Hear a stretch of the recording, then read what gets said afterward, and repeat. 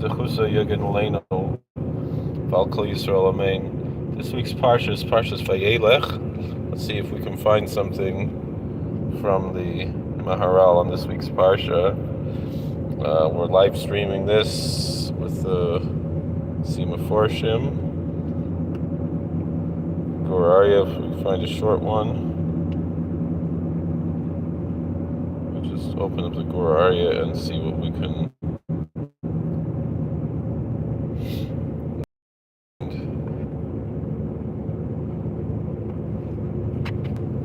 Alright, this one.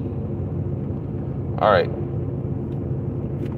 In the book of Deuteronomy, chapter 31, verse 6, it says, Chizku v'imtzu, be strong and of good courage, al tir'u, do not fear, al tartzim epneihem, don't be afraid of them, ki Hashem elokecha, for the Lord thy God, Vayelech imach, he is the one who walks with you, lo yarpcha v'liyazveka, he will not loosen from you, and he will not abandon you. Says the Rashi says, L'yarbcha, he won't loosen you. L'yitin l'charifyan, he won't give you looseness.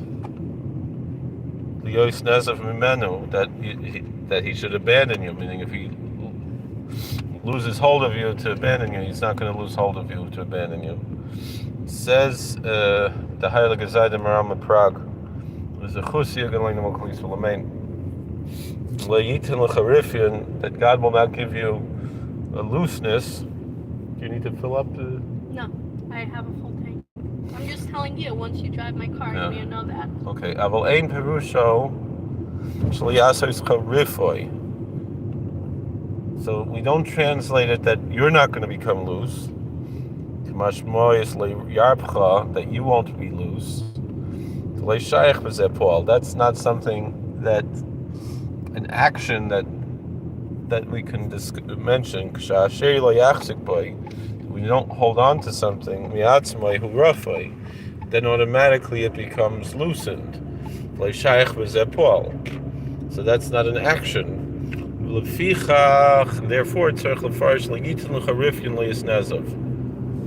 that's why Rashi has to tighten it up, that he will not give you looseness in order to abandon you. Rather, you will always be with God, with the Holy One, blessed be He, with the Divine. And He will hold on to you tight, and for this reason you will be victorious.